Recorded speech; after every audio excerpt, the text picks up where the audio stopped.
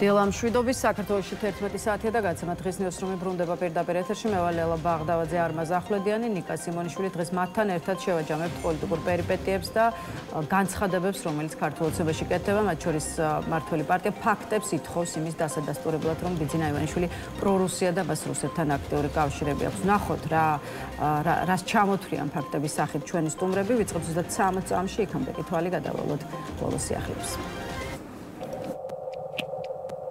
საქართველოს გენერალურ პროკურატურაში ჩორჩენას ეპიზოდთან დაკავშირებით გამოძიება გრძელდება. უწყებაში დღეს გამოკითხვაზე თავდაცვის ყოფილ მინისტრს ლევან იზორიას ელოდებიან. პროკურატურაში იზორია 13 საათზე მივა. ჩორჩენას საგუშაგოსთან დაკავშირებული საეჭვო გარემოებების შესწავლა ასევე მიმდინარეობს საქართველოს პარლამენტის თვეებით საგამოძიებო კომისიის ფორმატში, სადაც განმარტების მისაცემად საქართველოს ყოფილი პრემიერ-მინისტრი გიორგი გახარია იმყოფებოდა. თბილისის ცენტრალური კრიმინალური პოლიციის შიდა ქართლის სამეგრელო ზემოსვანეთისა და იმერეთის პოლიციის დეპარტამენტის თანამშრომლებმა ბოლო პერიოდში ჩატარებული საგამოძიებო მოქმედებების შედეგად უკანონო ცეცხლსასროლი იარაღები და საბრძოლო მასალები ამოიღეს. დაკავებულია 6 პირი. სამართალდამცველებმა დაკავებულების პირადი საცხოვრებელი სახლებისა და საკარმიდამო მოეზოს ჩხრიკის შედეგად მიმტკიცებად სხვადასხვა ტიპის ცეცხლსასროლი იარაღი, საბრძოლო მასალა, პისტოლეტები, რევოლვერები, სანადირო თოფი, მჭიდები, ბაზნები და ასევე ნარკოტიკული საშუალებები ამოიღეს. თბილისის პოლიციის დეპარტამენტის ისანის სამგორის მთავარი სამმართველოს თანამშრომლებმა ცხელკვალზე ჯანმრთელობის განზრახ ნაკლებად მძიმე დაზიანების ბრალდებით წარსულში ნასამართლები პირი დააკავეს. გამოძიებით დადგინდა, რომ ბრალდებულმა ურთიერთჩელოპარაკების ნიადაგზე დაწყებული დაპირისპირებისას ერთი პირი ცეცხლსასროლი იარაღის გამოყენებით ქვედა კიდურების არეში დაჭრა და შემთხვევის ადგილიდან მიიმალა. დაშავებული სამედიცინო დაწესებულებაში მოათავსეს.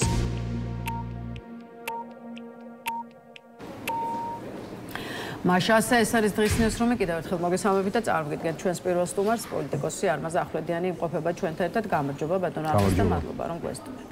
ბატონო არმაზ, დავიწყოთ მოდით აქტუალური საკითხების შეფასება და პირველ რიგში ქართული ოცნება და მისი კავშირები რუსეთთან და რატომ მოისმენდით ირაკლი ყობახიძის განცხადებას. ის ამტკიცებს, რომ ბრალდებები ბიძინა ივანიშვილისა და ქართული ოცნების პრორუსულობისა და რუსული კავშირების შესახებ იოტის ოდენა ფაქტებითაც არ არის გამყარებული და რომ მმართველ პარტიას ეს იარლიყი იმის გამო მიაკერეს, რომ არასრულებს გარეძალების დავალებას და მეტიც ფაქტების დასახელებას ითხოვენ ქართულ ოცნებაში. სად და რაში ჩანს, რომ საქართველოს ხელისუფლება არის რუსული. აი რა კონკრეტული ფაქტების ჩამოთვლა შეგიძლიათ ბიძინა ივანიშვილისა და ქართული ოცნების პრორუსულობის და იმის საჩვენებლად, რომ მათ შორის მჭიდრო კავშირები არსებობს.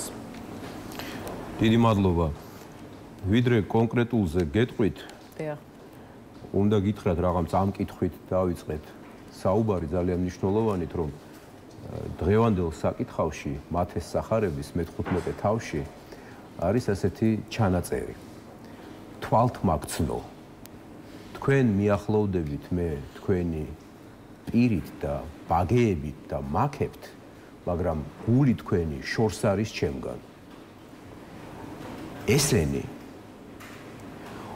აი ესე უახლოვდებიან ყველაფერს თითქოს სასიკეთოს პირით და ბაგეებით, მაგრამ გული მათი ყველაფერი ნორმალურისგან, სახელმწიფოებრივისგან, ეროვნულისგან, სამართლიანისგან არის მკვეთრად შორს. მკვეთრად შორს. ეს უპირველესად. ახლა შემდეგი. როდესაც შეერთებული შტატების მთავრობამ განაცხადა და დაადასტურა შემდეგ ეს განაცხადი, რომ ქართული ოცნება რუსული სახელმძღვანელოებით ხელმძღვანელობს და ასე ამტკიცებს, აყალიბებს ავტორიტარულ რეჟიმს საქართველოსშიო, აქ იგულისხმებოდა სწორედ ის, რაზეც თურმე ახლა გაუჩნდა ვაი პრემიერს შეკითხვა და წუხილი ვაი პარლამენტის სპიკერთან ერთად. კერძოდ, როდესაც შენ მმართველობაში მყოფი, თანაც მყოფი სად მნიშვნელოვანია საქართველოში. რატომ საქართველოში? იმიტომ კი არა, რომ ჩვენ ყველაზე უკეთესები ვართ დედამიწაზე. არამედ იმიტომ და სწორედ იმიტომ, რომ საქართველოს საზოგადოების უდიდესმა ნაწილმა ყველა მთავრობას მკაფიოდ უთხრა.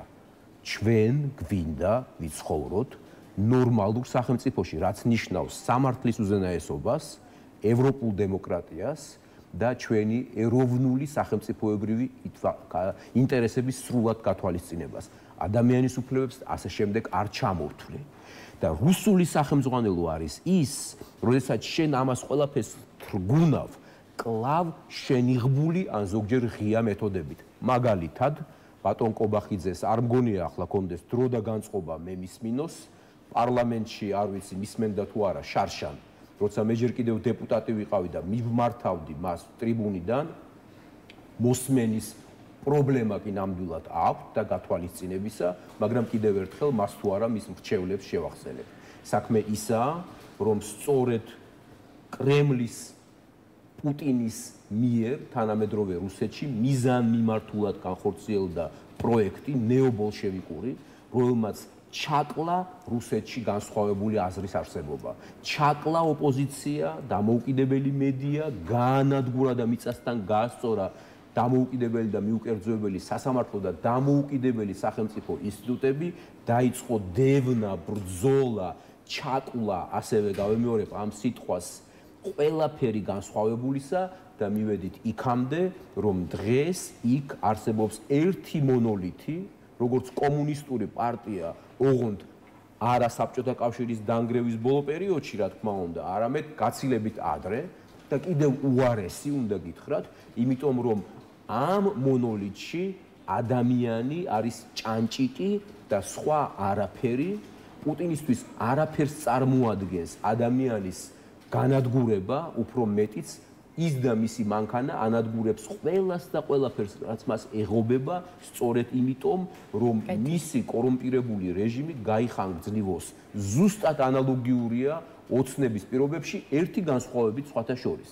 ესენი ახერხებენ იმას, რომ რუსეთისგან და ავტორიტარული ბელორუსული რეჟიმისგან განსხვავებით ამ ამოცანებს კოშმარულს, ანტიეროვნულს, ანტიდემოკრატიულს და ანტისამართლებრივს გაცილებით უფრო მოკლე დროში ითვისებენ და უკეთებენ რეალიზებას. ასე ხდება აქ საქართველოში. თუ გნებავთ თქვათ რა არის კონკრეტულად ეს. ეს არის აი ეს ეგრეთ წოდებული დაწყებული გამჭირვალობის ვითომ და სინამდვილეში რუსული კანონიდან დღეს რომ ფარათი შეფურთეს და ასე შემდეგ. ეს არის ასევე კაბალური პირობები ადამიანებისთვის, რომლებსაც სურთ გაპროტესტება, პროტესტი საქართველოში ხდება შეუძლებელი. იქ სადაც ხდება პროტესტი შეუძლებელი, ნიშნავს, რომ არის ჩამოყალიბებული აგონიაში მყოფი რეჟიმი და კობახიძეს და ივანიშვილს მას უნდა დაარქვას რუსული და უნდა ბელორუსული, მაგრამ ზუსტად ვიცით, რომ ეს არის პუტინისტური. კარგი. ვადოვარმას ირაკლი კობახიძემ ისიც თქვა, რომ ქართული ოცნების წინააღმდეგ საქმე გვაქვს გებელსისეულ პროპაგანდისტულ მეთოდებთან, როდესაც ჯერ ქმნიმტრის ხაზს და შემდეგ უკვე ოპონენტს აბრალებ მასთან კავშირს და ციტატა ამგვარ პროპაგანდას არ სჭირდება არავითარი ფაქტები, მთავარია პროპაგანდა იყოს ტოტალური და გზავნილი, რაც შეიძლება მეტმა აგენტმა გაიმეოროსო პრემიერის მხრიდან ეს განცხადებაც მოვისმენეთ და კობახიძის მხრიდან გებელსის მეთოდების ხსენებაც ყურადღების ცენტრშია და მეტიც ითქვა, რომ ასე ზუსტად ოცნების პროპაგანდის მანქანის მუშაობა ჯერ არავის აღუწერია. აი, რამდენად იზიარებთ, რომ კობახიძემ სწორედ ქართული ოცნების საქმიანობა აღწერა და რა ვთქვათ, ქართული ოცნების მიმართ პოლიტიკური ოპონენტების ხელწერა და ხო, აი, რომელი პოლიტიკური მხარე დგას დღეს გებელსისეულ პროპაგანდისტულ მეთოდებზე? საუკეთესოდ იტყვის ამაზე ქართული სიბრძნე ჩემს გარეშეც. ჩემი შენ გითხარიო. კობახიძე იმას ედავება ოპონენტებს, გვედავება ჩვენ, რასაც თავად წარმოადგენს, იმიტომ რომ თანამედროვე გებელსიზმი სხვა არაფერია, თუ არა პუტინიზმი და მისი იდეოლოგია და მისი განშტოება საქართველოში ივანიშვილ, კობახიძის და სხვათა ტანდემის სახით. სხვა არაფერია, რა თქმა უნდა, იმიტომ რომ ამათ დაგეგმილი აქვთ არ შემიძლია ახლა ესეც არ გითხრათ, რაღაც აქ მინდა ფაქტებზე ვისაუბროთ, რომ სულ ცოტა ხანში ბოლომდე მოახრჩონ ჯერ კიდევ არსებული თავისუფლების რაღაც მცირე გამოვლინებები. მაგალითად, მე თქვენ ვიდრე დაიწყებოდა გადაცემა, გითხარით, რომ გუშინ მესამე მოსმენით რუსეთის საკანონმდებლო ორგანომ მიიღო ეს დოკუმენტი და ახლა დარჩა კიდევ რამდენიმე პროცედურა და ბოლოს მათი პრეზიდენტის ხელმოწერა და დასტური, რომ ადამიანები დაასანქციონ დააპატიმრონ და გაანადგურონ მხოლოდ იმიტომ, რომ საძიებო სისტემით, მაგალითად Google-ის საძიებო სისტემით მოძებნიან რაღაც მასალას, რაც შეიძლება იყოს მიუღებელი რეჟიმისთვის. ხდებით ხომ, მე მგონი გასაგებად და ქართულად ვსაუბრობ. ეს თემა ფიქრობთ, რომ საქართველოშიც მოხდება ყველაფრის გადმოყოფილება და გადმოდგება. ჩვენ არ ვიცნობთ ერთმანეთს 2 კვირა.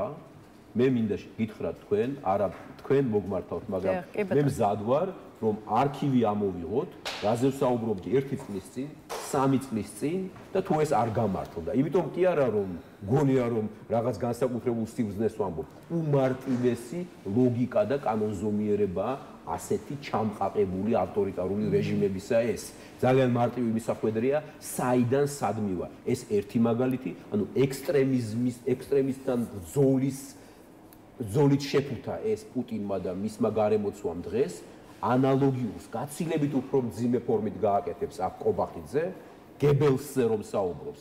ის კობახიძე, როგორც ჩანს, გერმანიაში ყოფნის დროს ყველაზე კარგად გერმანიის ეს პერიოდი შეისწავლა ისტორიისა, ყველაზე ტრაგიკული და არ იცის და არ აინტერესებს, რომ გერმანიის დღევანდელი ელჩი, რომელსაც ასე უტიფრად აკრიტიკებენ ესენი და ლანძღავენ, აი ესენი, წარმოადგენს თანამედროვე დემოკრატიულ სამართლებრივ სახელმწიფოს, რომელიც მაგალითია ყველასთვის, ყველა თვალსაზრისით. თქვენ მზად ხართ, რომ მე მითხრათ გერმანიაში და თუნდაც შეერთებულ შტატებში და სხვაგან რა პრობლემებია დაუშვათ სხვადასხვა მიმართულებით იდენტობას რომ შეეხება ეს თემა რო ძალიან მოგწონთ.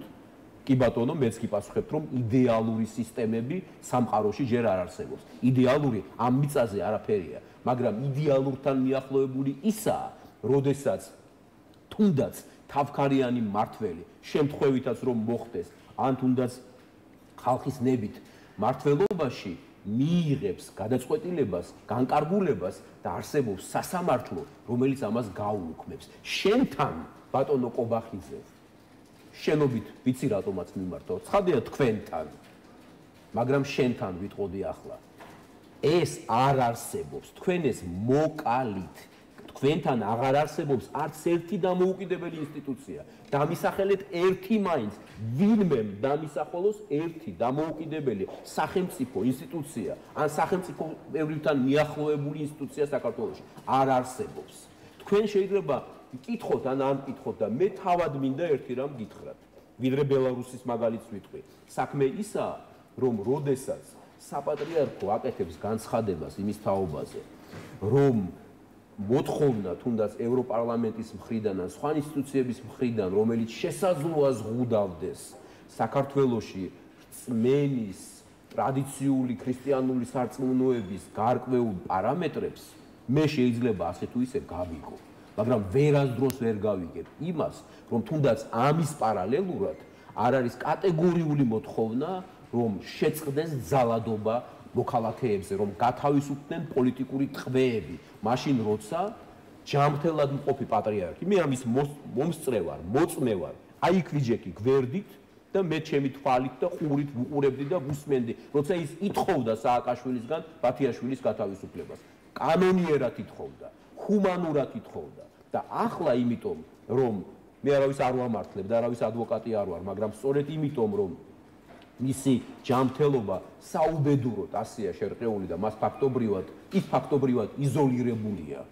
უფრო მძიმედ რომ არ ვთქვა, ვიღაცეები მყოფნი ხელისუფლებასთან აი ესე კომფორტულად შეზრდილნი ფაქტობრივად თავისუფლებას აძლევენ, რომ სახელს უტეხენ საქართველოს მართლმადიდებლურ ეკლესიას. ეს მინდოდა მეთქვა და მაპატიეთ ბელორუსსაც გეტყვით, აი როდესაც მინდა რომ დროს სწორად გამოვიყენოთ, მაგრამ ეს ამ ბლოკისა, აი როდესაც ბელორუსში მიიღეს გადაწყვეტილება, რომ ვინც გაასწრო ლუკაშენკოს რეჟიმს და წავიდა უცხოეთში და იქ აკრიტიკებს, იმათ ქონებას გაუკეთეს კონფისკაცია. იმათ ნათესავებს და დარჩენილ ახლობლებს დაუწყეს დევნა და რეპრესიები. ეს ჩვენ გველის თუ ამ ანომალიურ რეჟიმს არ დავასრულებთ. და შესაძლოა ჩვენ ამ თემაზეც თუ გვაქვს დარჩენილი დრო ორი სიტყვა. აი მაგალითად გიორგი გახარია ახლა საზღვარგარეთ, რომელიც ჯერჯერობით ყოველ შემთხვევაში როგორც ჩანს ჩამოსვლას არ აპირებს. ვფიქრობთ, რომ საზღვარგარეთ დარჩენის შემთხვევაშიც გახარიას ემუქრება საფრთხე და ქართული ოცნება მას იქაც მიწვდება, სადაც ახლა იმყოფება? თუ თუ დასჭირდა ივანიშვილს და კობახიძეს, შესაძლოა მიწვდება კიდეც ბაჩიაშვილის შემთხვევა ამას ადასტურებს, სხვათა შორის ბაჩიაშვილზე ცოტას ვსაუბრობთ და ეს არის სულთა კრიმინალური შემთხვევა, რა უქნეს მას ციხეში, ჯერ რა არის ბრალდება, სულაც რომ რამე თეორიულად იყოს გამართლებული, არა ბუნებაში რომ ის დანაშაული არსებობდეს, რაც მოხდა ეს არის კრიმინალი ერთი და მეორე ვინ გაჯჯის ივანიშვილის ჯიბის პროკურატურა და მისი ჯიბის სასამართლო სადვირწმუნოდ და აი ეს თუ არ არის რუსული აბა რა არის მითხრას კობახიძემ დინარაძემ და ნებისმიერმა თქვა და აი ეს ბელორუსული გამოცდილება მარტო გახარიას კი არ შეიძლება შეეხოს შეეხება იმათ ვინც გახარიაზე გაცილებით უფრო ძიმე დარტყმას აყენებს ამ რეჟიმს ვინ არიან იცით ესენი რუსთაველზე მყოფი ადამიანები და სხვები რომლებიც დღეს არიან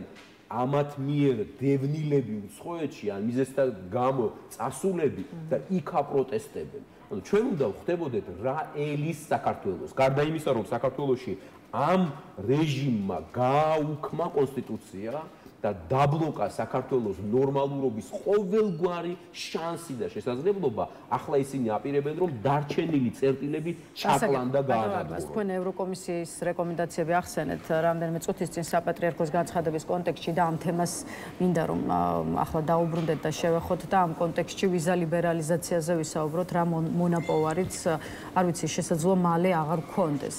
საქართველოს ხელისუფლების პირველი პირები და არა მხოლოდ პირველი პირები, რიგითი წარმომადგენლები ბოლო დღეების განმავლობაში შეიძლება ითქვას, რომ დაკავებულნი არიან იმ, ასე ვთქვათ, მინუსების ჩამოთვლით, რაც შეიძლება გქონდეს ვიზა ლიბერალიზაციას, მათ შორის მათი შეფასებით ვიზა ლიბერალიზაცია ხელს უწყობს მაგალითად მიგრაციის წახალისებას. აი თქვენ მინდა გთხოვოთ, რომ პლუსები ჩამოგვითვალოთ და აქვე ხა ქართულ ოცნებაში ასევე კეთდება განცხადებები, რომ ვიზა ლიბერალიზაციის შეჩერების გაწყვეტილება დაანგრევს თვითონ ევროკავშირს და რომ ამ გაწყვეტილებით ხალხი აღშფოთდება უსამართლობის წინააღმდეგ და არა ქართული ოცნების მიმართ. აი თქვენ რა რეაქციას ელოდებით ხალხისგან, თუ კი ამ გადაწყვეტილებამდე მივართ და ვის მიმართ?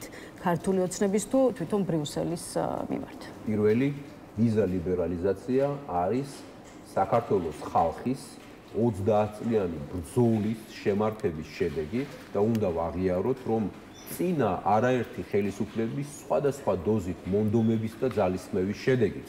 მათ შორის ამ რუსული რომ არ მოწონთ რეჟიმის პირველ წლებში კოალიციური მთავრობის არსებობის პირობებში გარკვეული ძალისხმევის შედეგიც. ესეც არ უნდა უარყოთ. მაგრამ მას შემდეგ, რაც ივანიშვილმა ჩათვალა, რომ არავით არის სხვა გზა, სხვა შანსი, შესაძლებლობა, რესურსი, მას არჩებოდა, რომ შეენარჩუნებინა ნაძარცვი და ძალაუფლება, თუ არა რეპრესიები და რუსეთთან კავშირები, რა თქმა უნდა, ბუნებრივად დადგა საკითხი ანტიევროპული პოლიტიკის წამოწყებისა, რისი აბსოლუტურად ლოგიკური შედეგია ახლა ის, რომ ვიზა ლიბერალიზაციის საკითხი დგას ასეთი კითხვის ნიშნის ქვეშ და ვიზა ლიბერალიზაციის გაუქმება იქნება პირდაპირი პასუხისმგებლობა და დანაშაული ოცნების და არავის სხვის, იმიტომ რომ ევროკავშირი ჩვენ გვეუბნება მთელ საქართველოს და ეუბნება ივანიშვილის ოცნებას, რომ ან გაითვალისწინეთ თქვენი ხალხის მოთხოვნები და ჩვენი მოთხოვნები, რაც უკავშირდება საქართველოსში დიალოგის აღდგენას, ნორმალურობას, დემოკრატიული პროცესის გაყინულის გალღობას და განახლებას, ნორმალური არჩევნების გზით და ასე შემდეგ არ ჩამოვთვლით ამ პოლიტიკური ტყვეების დაუყოვნებლივ გათავისუფლებას, ან თქვენვე აგეთ პასუხი იმაზე, რომ ვიზა ლიბერალიზაციის შეჩერება მოგვიწევს და მოგვიწევს არაერთი სხვა მძიმე ნაბიჯის გადადგმა, რაც კანონზომიერია. კი ბატონო, ევროპის ქვეყნებში მყოფი საქართველოს მოქალაქეების კონტექსტშიც დაგისვამთ ერთ კითხვას და ციტატა: საზღვარგარეთ მცხოვრებ მოქალაქეებს ვთავაზობთ, რომ მათ საკუთარ სამშობლოში ექნებათ ყველანაირი ხელშეწყობა, ვთავაზობთ გაორმაგებულ და გასამაგებულ ეკონომიკასო, ასეთ შეთავაზებას ვისმენთ ქართული ოცნების მხრიდან ემიგრაციაში მყოფი პირების მიმართ. აი რა შანსია იმის და ესეც მინდა გითხოთ, რომ საქართველოში ეკონომიკა გაორმაგდეს და გასამაგდეს და ევროპაში მყოფი თანამოქალაქეებისთვის აი აქ საკუთარ სამშობლოში შეიქმნას დასაქმების თუ კარგი ცხოვრების შესაძლებლობა. რა გამახსენდა ისიც დიდ ექვთიმე თაყაიშვილს რომ საბჭოთა ხელისუფლება თავაზობდა დაბრუნებულიყო და ემისრებსაც უგზავნიდნენ და სხვებსაც სხვათა შორის სხვა დიდ ქართველებს რომ ეჩვენებინათ საბჭოთა წყობის უპირატესობა კაპიტალისტურ წყობასთან შედარებით და რომ დაბრუნდა ექვთიმე უდიდესი განზით ეცალკე თემა მაგრამ მერე როცა ექვთიმე გარდაიცვალა და რა პირობებში გარდაიცვალა ჩეკაში დაკითხვის შემდეგ გატეხილი ადამიანი არც ისე ასაკოვანი სხვათა შორის და მის დაგზალვას ალბათ ყველამ კარგად იცით რამდენი ათეული ადამიანი დაესწრო და ვინ რა გაბედა და ვინ რა ვერ გაბედა მე ეს გამახსენდა სწორედ ამათ უდღეულ სამარცხვინო მოწოდებაზე რომ ვინმე დაბრუნდეს ან რომ თითქოს როგორც თქვენ საუბრის დასაწყისში თქვით ვიზა ლიბერალიზაცია ასტიმულირებს საქართველოსთან გადინებას ადამიანებს იცით რა ასტიმულირებს თქვენ კი იცით იმათაც რომ იცოდნენ ოცნების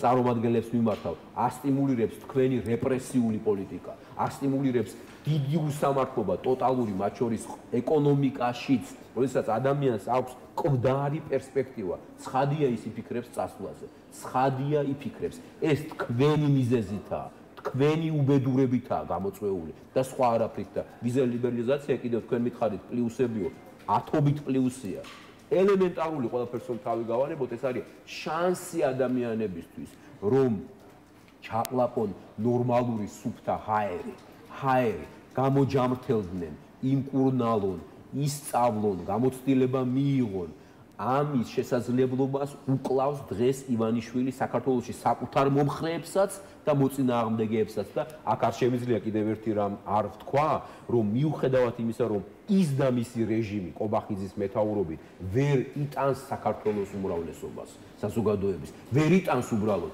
ის მისთვის ეს ხალხი არამხოლოდ ის ადამიანები რომლებიც ახლა ციხეში არიან უკანონოდ არამხოლოდ პოლიტიკოსები თქვენ მედია ან სხვა არამედ ჩვეულებრივი ადამიანები მხარდამჭერები ვინც პროტესტს ბედავს ანგარეთ ან შიგნით არიან მიუღებელნი ზიზღის ობიექტი ჩვენ უნდა ვიცოდეთ რომ ახალმა ხელისუფლებამ ახალი კონფიგურაციით ამათ შემდეგ უნდა გაიაზროს და გაითვალისწინოს რომ ოცნების დღევანდელი მომხრეები ჩვენი მოქალაქეები არიან ნიშნულობა არ აქვს ვინმე შეცდომა დაუშვა გულისხმობ შეცდომა არჩევანის დროს კრიმინალზე ავსაუბრობ ეს არავის არასდროს არ უნდა ეპატიოს არც იქეთ არც აქეთ მაგრამ სხვა ტიპის შეცდომაზე თუ გადაცდომაზე ვსაუბრობ უნდა იცოდეს ყველა მე ამას ვამბობ ჩემი სახელით ქალბატონო ველა და ვამბობ კიდევ ჩემს გვერდით მყოფი ადამიანების სახელით არა იმ პოლიტიკური ოპოზიციის სახელით არ წარმოიდგინოთ და არა მე იმათ სახელით არ ვსაუბრობ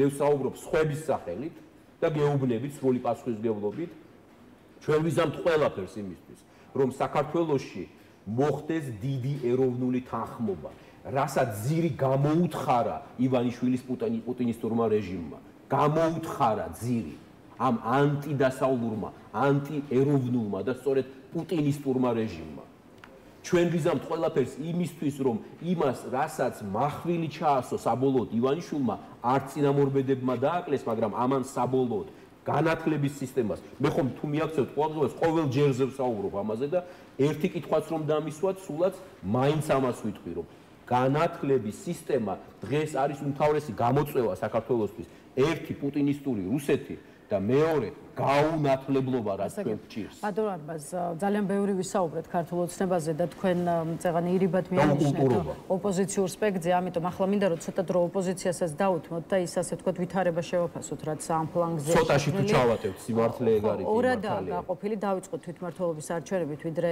ასე თქვა ერთიანობის იდეამდე მივალთ, ორადაა გაყოფილი ოპოზიციური სპექტრი თვითმმართველობის არჩევნებთან დაკავშირებულ საკითხზე, იცით რომ ლელო გახარიას პარტია შედიან მუნიციპალურ არჩევნებში და ახლა ვრცელდება ინფორმაცია რომ იქნება კიდევ ერთი პარტია ანა დოლიძის პარტია რომელიც სავარაუდოდ ასევე აპირებს თვითმმართველობის არჩევნებში მონაწილეობას ოპოზიციის მეორე ნაწილი კი რჩება ბოიკოტის პოზიციაზე ეს მოცემულობა რა მდგომარეობაში აყენებს თვითონ ოპოზიციურ სპექტრს რამდენად ართულებს ქართული ოცნების შეცვლის ამოცანას და მესამე მხრივ აი რა არის დღეს თქვენი აზრით თვითონ ამორჩევლების დაკვეთა საქმე ისაა რომ ოპოზიციის და ხელისუფლების ურთიერთობა ძალაუფლებაში მყოფნი და პოლიტიკური ოპოზიცია.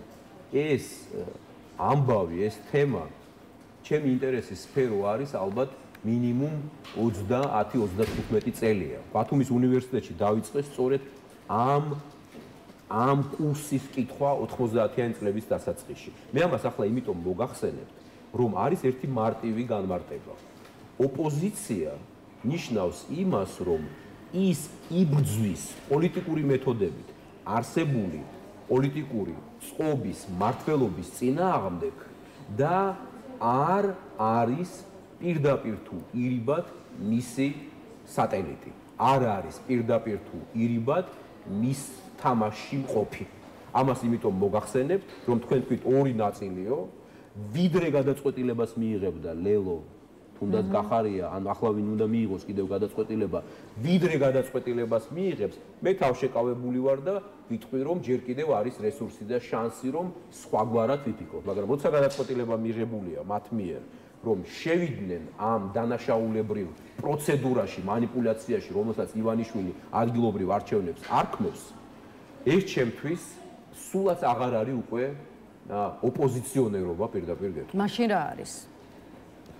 უკვე გითხარით საუბრის დასაწყისში რა არის, ჩემი აზრით, შეიძლება პირდაპირ ან ირიბად, ნებსით თუ უნებლიეთ, მოდით ახლა ამას არ გავარკვევ შეგნებულად, ნებსით თუ უნებლიეთ, რაზე წოლის ქვეშ ვერ გეტყვით, რა გარემოებების გათვალისწინებით მაქვს გარკვეული ჩემი ვარაუდი, მაგრამ ახლა არ ვიტყვი, შესაძლოა შენ თამაშობდე აი ამ რეჟიმის თამაშს. სიწოლას შეიძლება განიცდიდეს გახარიას პარტია, ლელო თუ ორივე ერთად. სამწუხაროა და ზურგში მახვილია ქართული სახელმწიფოებრიობისთვის. მე ამას კიდევ ძალიან რბილად ვამბობ. სხვა უფრო მკაცრად იტყვის, მე რბილად ვამბობ, თქვენ წარმოიდგინეთ.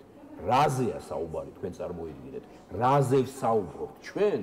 გაუქმებული, ჩაწიხლული სამართლის და დემოკრატიის პირობებში მომინდომეს მე პოლიტიკოსებმა, რომ ადგილობრივ არჩევნებში თბილისი გამოსტაცონ ივანიშვილს და ვერ ხვდებიან, რომ ბიძურ თამაშში შედიან, უკვე წაგებულ თამაშში შედიან და ამასთან ერთად ვერც იმას იაზრებენ, რომ ამის არც რესურსი აქვს, ყველაფერს რომ თავი გაანებონ. არც შესაძლებლობა აქვს, იმიტომ რომ ეს არიან როგორც წესი, მიზეზთა გამო უკვე რეიტინგ დაკარგული, ნდობა დაკარგული პოლიტიკური ძალები, არც მეტი და არც ნაკლები.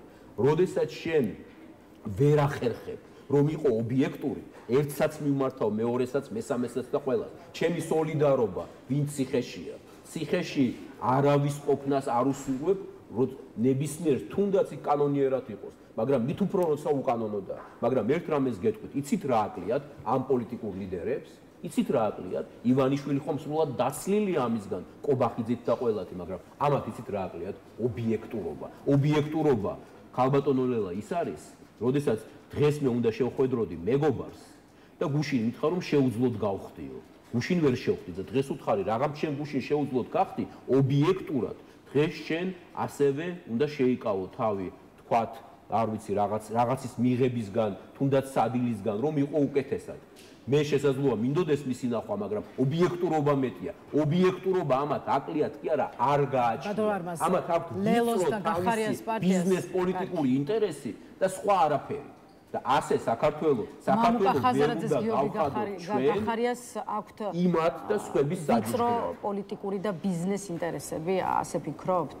პოლიტიკაში ბიზნესი იმ დოზით შევიდა, უნდა გითხრათ, რომ აი როცა გეუბნებოდით, რომ რამდენიმე გამოწვევაა დღეს საქართველოს წინაშე, მათ შორის ერთ-ერთი მთავარი ეს არის, უნდა დავაცალკავოთ. არავითარ შემთხვევაში აღარ შეიძლება დაუშვათ იმის პრეცედენტი, რომ საქართველოში ბიზნესი იყოს ბიზნეს დიდება და გამარჯვება და წარმატება, მაგრამ არა შეზღდილს პოლიტიკასთან ბინზური მეთოდებით. როდესაც შენ ხარ ოპოზიციაში და ლამობ, რომ მიხვიდე ხელისუფლებაში, იმიტომ რომ შენ გაფურჩქნო შენი ბიზნესი ან გახდე ბიზნესმენი, კონკრეტულად ახლა ცხადი არ ვსაუბრობ, რომ მინდოდეს, ვიტყვი რომ გულისხმობ თქვა ლელოს წარმომადგენლებს. არა, ბევრს გულისხმობ პირდაპირ გეტყვით, ბევრს. იმიტომ რომ ივანიშვილი რა დაპირებით მოდიოდა, ხომ გახსოვთ, მილიარდერი ადამიანი, ხომ გვახსოვს ყველას, რომ მე იქეთ ჩავდებ და იქეთ შეღავათი ექნება ყველასთან, რაც თავარია ის ამბობდა, იქნება ნორმალურობა, ბიზნესი იქნება დამოუკიდებელი და თავისუფალი პოლიტიკური წნეხისგან სასამართლო და ასე შემდეგ. ყველაფერი გააკეთა საპირისპიროდ. ჩვენ ახლა ვის ვენდოთ მაინტერესებს და მე მაინც მინდა არ ვიცი რა დრო დაგვრჩა, მაგრამ დაუბრუნდე მთავარ საკითხს. დღეს რა არის? რა არის დღეს გასაკეთებელი? ამ პოლიტიკური ოპოზიციით, ჯერთი მე რა თქმა უნდა ვიზიარებ იმ ნაწილის მოსაზრებას პოლიტიკურ ოპოზიციაში, ვინც ემიჯნება ამ სამარცხვინო არჩევნებად გამოცხადებულ პროცედურას. მაგრამ უნდა ვიცოდეთ, რომ ისინი ვერ შეძლებენ უახლოეს ხანებში ამ რეჟიმის გაჩერებას და მის ჩამოშლას ვერ შეძლებენ, იმიტომ რომ მათ ამის არც რესურსი, არც ნდობა რა თქმა ხარდაჭერა საზოგადოების მხრიდან აღარ გააჩნიათ. რა არის საჭირო? უნდა მოხდეს ფუნდამენტური ცვლილება ოპოზიციურ პოლიტიკურ ველზე და შემოვიდეს ახალი ძალა, რომელსაც ექნება პირველი ნდობა და მეორე იცით რა ექნება? მე ვამბობ და სულ არ მერიდება რომ ვიმეორებთ, იმიტომ რომ გამეორება მნიშვნელოვანია. თქვენ როცა მუშაობთ აი აქ პალიტრაზე და თუ კი ჩათვლით ხვალანზეგ, რომ რაღაცა პრინციპებს ეწინააღმდეგება, ჯერ უნდა გააფრთხილოთ, მე უნდა თქვათ რომ თუ თქვენ არ მიდიხართ, მაშინ მე გავალ. მე ამის გამოცდილება მაქვს ივანიშვილთანაც, აბაშიძესთანაც და სხვებთან. არ მერიდება რომ ეს თქვა და ამის გამოცდილება კი არა აქვს. ამათ აქვს გამოცდილება იმისა, როგორ იყვნენ ყოველთვის ერთ ნავში. ამის დრო უნდა დავასრულოთ. ოპოზიციის განახლება, რაზეც თქვენ საუბრობთ, ხანგრძლივი პროცესია, ახლა ამ თემის გაშლას სამწუხაროდ ვეღარ ვასწრებთ, ამიტომ უკვე ამ გასაშლელი ამ ოპოზიციის პირობებში პირდაპირ დღეს მინდა რომ დაგემშვიდობოთ და მადლობა გადაგიხადოთ იმისთვის, რომ იყავით ჩვენი სტუმარი არმაზ ახვლედიანი პასუხობდა ჩვენს კითხვებს. ახლა რეკლამის შემდეგ ნიკა სიმონიშვილი შემოგვერთდება, ასე რომ დაგვაერთით.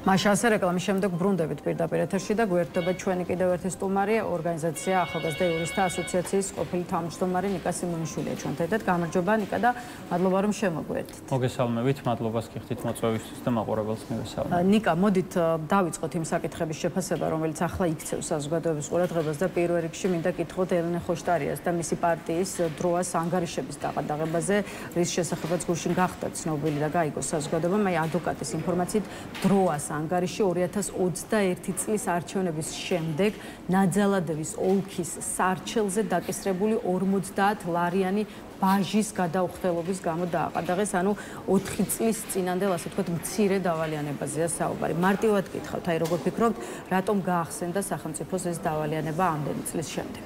არ ვიცი, ხა ეს რამდენად შეიძლება რომ საერთოდ სერიოზულ საკითხად განვიხილოთ, ანუ არა ის რომ ყადაღა არის დადებული, ან ქართული ოცნების საქციელი ეს უკვე რამდენად ჯდება საერთოდ სერიოზულობის ფარგლებში. ჩემთვის უკვე არ ვიცი, რაღაც უკვე კითხვის ნიშნებსაც აღარ ბადებს ამაზე. აქ საკითხი რაზე არის? ერთი რომ ნუ ქართული ოცნება იმ მცირე საბაბს ეძებს ნებისმიერ ადამიანთან ერთად, ვინც პოლიტიკური ოპონენტი იქნება თუ უბრალოდ განსხვავებული აზრის მქონე ადამიანი, რომ ნებისმიერ მცირე საბაბს, 50 ლარიან საბაბსაც კი ეძებს იმისთვის, რომ უბრალოდ ადამიანები გაამწაროს და რაღაც პატარა პრობლემები შეუქმნას. აქ მთელი საკითხი რა შეერს, ახლა სამართლებრივ ნაწილს რომ მეუბრუნდ, 50 ლარის გამო რომ სრული ანგარიშები ყადაღდება, ეს უკვე მეორე პრობლემა არის სამართლებრივი, რომ ანუ არა 50 ლარის ფარგლებში ყადაღდება ანგარიშები, არამედ 50 ლარის გამო მთლიანად ანგარიშები ეყინებათ ადამიანებს და ორგანიზაციებს. სამწუხაროდ ეს ამ პრაქტიკას ახსურლების დროს ჩვენ ხედავდით ხოლმე, უბრალოდ აი ეს პოლიტიკურად სენსიტიური საქმეები ამ პრობლემებს კიდევ უფრო მეტად აჩენს. რამდენად სერიოზულ პრობლემებს უქმნის არასერიოზული საკითხების გამო ხელისუფლება ადამიანებს. ეს პრობლემები ჩვეულებრივ ადამიანებსაც აქვთ, უბრალოდ აი ეს ამ საკითხმა ეს ძალიან კარგად გამოაჩინა. მაგალითად უშუალოდ ელენე ხოშტარიას რაც შეეხება მისი ანგარიში, სავარაუდოდ 4000 ლარიანი ჯარიმის გადაუხდელობის გამო დააყადაღეს. ახლა ხოშტარია წლების განმავლობაში არაერთხელ დაჯარიმებულა, თუმცა თვითონ მას არაერთხელ გაუკეთებია განცხადება, რომ მის ანგარიშებს სახელმწიფო აქამდე არასდროს შეხებია. აი რატომ ახლა და თქვენც თქვით, რომ იგივე 4000 და 5000 ლარიანი ჯარიმის პრობლემა აქვთ რიგით მოქალაქეებს, ხო, რიგით დემონსტრანტებს, აქციის მონაწილეებს და ვიცით, რომ რა ვიცი, სწორედ 5000 ლარამდეა გაზრდილი, თუნდაც აი გზის გადაკეტვაზე ჯარიმების რაოდენობა. არ ვიცი, აი თუ შეგიძლიათ გითხრათ, რა ტიპის პრობლემებს აწყდებიან მაშინ ის ადამიანები, ის მომიტინგეები, რომლებიც ვერ იხდიან, ფიზიკურად ვერ იხდიან იმ ჯარიმებს, რაზეც ახლა საუბრობთ. 5,000 ლარიანი ჯარიმა, მოდი ამით დავიწყოთ, რომ არის სრულიად არაადამიანური ოდენობის ჯარიმა, ანუ ეს არის პირდაპირ გვეუბნება ქართული ოცნება 5,000 ლარიანი ჯარიმით, რომ შენ აქციაზე უბრალოდ აღარ უნდა გახვიდე, პროტესტი აღარ უნდა გამოხატო. 5,000 ლარიანი ჯარიმა, რა თქმა უნდა, არავითარ გონივრულობის ფარგლებში არ ჯდება, არავითარ კონსტიტუციურობის ფარგლებში არ ჯდება. ამაზე არსებობს ასევე ორი მნიშვნელოვანი, ძალიან გავლენიანი საერთაშორისო ინსტიტუციის დასკვნა და შეფასება, ვენეციის კომისიის და ეუთო ოდირის შეფასებები, რომ ეს არავითარ გონივრულობის ფარგლებში არ ჯდება, ეს არის პირდაპირ სუსხავი ეფექტის მატარებელი, რომ უბრალოდ ადამიანებს შეეშინდეთ პროტესტზე გასვლის, პროტესტის გამოხატვის და მაქსიმალურად იყოს პროტესტი შეზღუდული, იმიტომ რომ 5,000 ლარიანი ჯარიმა რა ვიცი, რამდენიმე ჯერ აღემატება, რა თქმა უნდა, საშუალო ხელფასსაც და არ ვიცი, დაახლოებით 15 ჯერ თუ 20 ჯერ აღემატება საარსებო მინიმუმს, ხო? ანუ არ შეიძლება რომ აი ასეთი ჯარიმა, ანუ ასეთ საკითხთან დაკავშირებული ჯარიმა, ანუ 15 ჯერ თუ 20 ჯერ აღემატებოდეს საარსებო მინიმუმს და რამდენჯერმე აღემატებოდეს საშუალო ხელფასს. ანგარიშების დაყადაღება გაქვს კი, ხდება. კი ბატონო.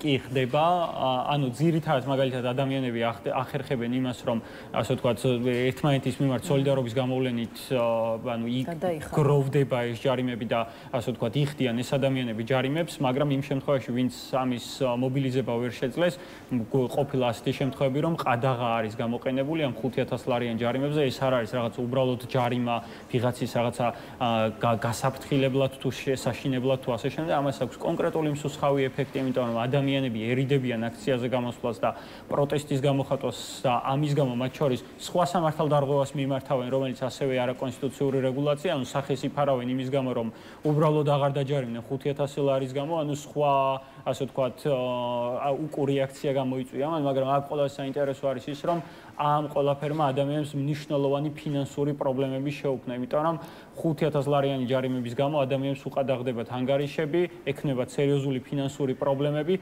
ამ ადამიანებს უბრალოდ 5,000 ლარის გადახდაზე კი არაა საუბარი, მათ აქვთ სესხები, იპოთეკური სესხები და ამ სესხების დაფარვაც შეუძლებელი ხდება. შემდგომ ადამიანებს დამატებით ფინანსურ პრობლემებს უქმნიან. ქართული ოცნება აღარ ფიქრობს ადამიანებზე, ის ფიქრობს ერთადერთ იმაზე, როგორ გააჩეროს პროტესტი და როგორ აღარ გამოხატონ ამ ადამიანებმა ქუჩაში საკუთარი განსხვავებული მოსაზრებები. აი, კიდევ ერთი ანგარიშის დაყადაღებას შევეხოთ, ამჯერად უკვე გამოცემა ბათუმელებს გულისხმობ, რომლის ანგარიშებსაც 2 დღის წინ დაეტო ყადაღა, სხვათა შორის გუშინ შემოსავლების სამსახურმა გაავრცელა განცხადება და გამოთქვა მზად ყოფნა, რომ საგადასახადო შეთანხმების შემთხვევაში ბათუმელების ანგარიშებს ყადაღამ მოეხსნას და საშუალება მისცეს შესაბამისი გრაფიკით სახელმწიფო ბიუჯეტის წინაშე არსებული დავალება დააფაროს. ახლა როგორც ცნობილი ხდება, ბათუმელების საგადასახადო დავალება გაცილებით მცირეა, ვიდრე მაგალითად აი ტელეკომპანია იმედის, გენებავთ ტელეკომპანია რუსთავი 2-ის და თუ კი აღნიშნული ტელეკომპანიების შემთხვევაში მილიონიან დავალიანებებზეა საუბარი, ბათუმელების დავალება ათასებში აქვს, რამდენადაც თვითონ მედია საშუალება ავრცელებს ინფორმაციას. შესაბამისად, აქაც ისმის კითხვა, აი რატომ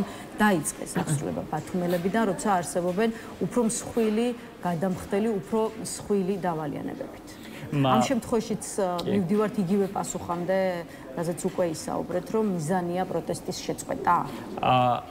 ბათუმელების შემთხვევაში ცოტა სხვა კუთხიდან უნდა დავინახოთ. ბათუმელები მედია საშუალება არის, საკმაოდ მნიშვნელოვანი გავლენიანი მედია საშუალება. ეს არის მედია საშუალება, რომლის ხელმძღვანელი, რომლის მენეჯერი ქართულ ოცნებას ტყვედ ყავს აყვანილი, რომელიც მიუხედავად ამისა აგრძელებს ბრძოლას, ძალიან მნიშვნელოვან საქმეს ასრულებს და ეს ასე ვთქვათ, დაყადაღება ანგარიშის და ნუ ის ინკასოს გამოყენება უпростоრედ უკავშირდება რას? უკავშირდება ისევ იმ პოლიციელის, ასე ვთქვათ, საქმიანობას და მასთან დაკავშირებული ადამიანების საქმიანობას, რომლის მიმართ ბრჭყალებში და ძალადობის გამოც არის დაკავებული მზია ამაღლობელი, ხო? სწორედაც ამ ადამიანის საქმიანობას უკავშირდება და სწორედ იმ ვიდეო ჩანაწერების გავრცელების შემდეგ, როდესაც მარიხუანას მოხმარების კონკრეტულ ბარში თუ კლუბში მარიხუანას მოხმარების ფაქტთან დაკავშირებით, რომელზედაც ანუ მთელმა ბათუმაიცის კი არა, მთელმა საქართველომ გაიგო ამ უკანონო ფაქტებთან დაკავშირებით ინფორმაცია, სწორედ ამის შემდეგ იყენებს შემოსავლების სამსახური ბათუმელებთან დაკავშირებით,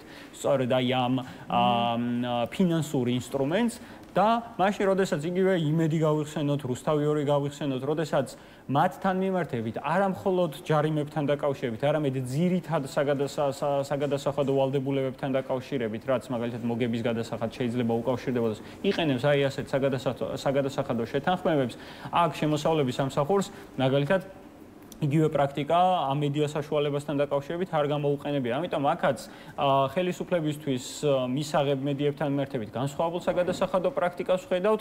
განსხვავებული საგადასახადო პრაქტიკა არის არასასურველ მედიებთან დაკავშირებით. ადამიანებმა შეიძლება ახლა დასვან შეკითხვები, შეიძლება ჩასაფრებული პოზიციიდან თუ ჩაუსაფრებელი პოზიციიდან, კი მაგრამ გადასახადის გადახდის ვალდებულება არ აქვს იმ მედია საშუალებასო და გადასახადის გადახდის ვალდებულება არ აქვს პროსახელისუფლებო და პროპაგანდისტულ მედიებს. როგორ არ აქვს? მათ არ უნდა გადაიხადონ ასობით ათასი და ზოგიერთ შემთხვევაში უკვე მილიონებს რომ ცდება ასეთი ვალდებულებები, ის 47,000 ლარი აწუხებს სახელმწიფოს და ასობით ათასი ლარის ჯარიმა და ასე ვთქვათ გადასახადი და მილიონობით გადასახადი არ აწუხებს ქართულ ოცნებას. ამაზე არის სწორედაც საუბარი, ამაზე არის საუბარი, რომ განსხვავებული მიდგომები აქვს ქართულ ოცნებას მისთვის სასურველ მედიებთან მიმართებით, იმიტომ რომ მათი გაჩუმება კი არა, მათთვის ხელის შეწყობა სურს, მაგრამ სამაგერად სურს რომ გააჩუმოს ის მედია საშუალებები, რომლებიც მის მიმართ კრიტიკულები არიან. კეთილი. ნიკა, თქვენ მზია ამაღლობელი ახსენეთ, რომელიც დაბატიმრებულია ისე როგორც აქციის არაერთი დაკავებული მონაწილე ყავს ქვეყანას და მათ შორის დაბატიმრებულნი არიან ოპოზიციონერი ლიდერებიც, ამიტომ იმ სასამართლო პროცესებზეც მინდა რომ დავსვათ კითხვა, რომლებიც ლამის ყოველდღიურად იმართება ყოველ შემთხვევაში აქციებზე დაკავებული პირების საქმეებზე. ვიცით რომ რამდენიმე მომიტინგის საქმეზე უკვე დადგა განაჩენი და მათ პატიმრობა შეეფარდათ, რამდენიმეზე აი უახლოეს დღეებსა თუ კვირების განმავლობაში ველოდებით გადაწყვეტილებას. აი თქვენ ძალიან აქტიურად ადევნებთ თვალყურს, მე რამდენადაც ვიცი სასამართლო პროცესებს, ამიტომ გითხარით თქვენი შთაბეჭდილება, რა შთაბეჭდილებას გიტოვებთ ის სურათი, რასაც მართლა ყოველდღიურად ვხედავთ. რა უარყოფით ტენდენციებს დაასახელებდით და დადებითიც გითხარით თუ კი ასეთებიც არის გამოკვეთილი. არ ვიცი დადებითი ამ პროცესებში რა შეიძლება ვნახო, მე ერთადერთი დადებითს დავინახავდი საზოგადოების სოლიდარობას ამ ადამიანების მისამართით და საზოგადოება რა დამოკიდებულებით არის და როგორ სოლიდარულია ამ ადამიანების მისამართით რუსთაველზეც და არა მარტო რუსთაველზეც სასამართლო სხდომათა დარბაზში აქ მხოლოდ ეს შეიძლება დავინახოთ დადებითი სხვა დადებითი ტენდენცია ამ პროცესებთან მიმართებით უბრალოდ შეუძლებელია რომ ვიპოვოთ. ნახეთ აქ ქართული ოცნება რას აკეთებს.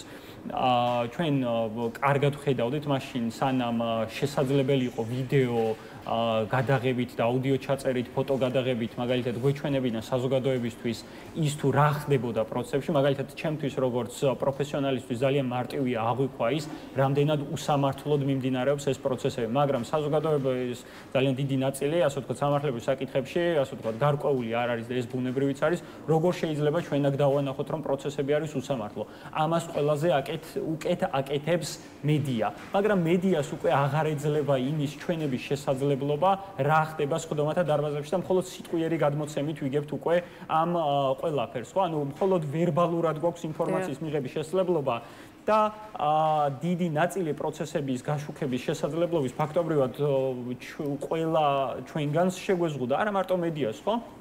აქედან გამომდინარე, ქართულმა ოცნებამ რა გააკეთა? დაინახეს რა მათ რომ საზოგადოება იღებდა სრულ ინფორმაციას იმ უსამართლობასთან დაკავშირებით, რასაც ადგილი ჰქონდა სასამართლოს სხდომათა დარბაზებში, მათ უბრალოდ შეზღუდეს ვიდეო, ფოტო, აუდიო ჩაწერა, გადაღება სხდომათა დარბაზებში. ანუ საზოგადოებას სრული ინფორმაცია პროცესებთან დაკავშირებით არ აქვს, ეს კი არა პროცესები ზოგიერთ შემთხვევაში მაგალითად საერთოდ დაიხურა მარტო იმის გამო რომ მოსამართლეს რაღაცა არ მოეწონა, ხო? ვითომ წესრიგის დასაცავად პროცესები დახურეს.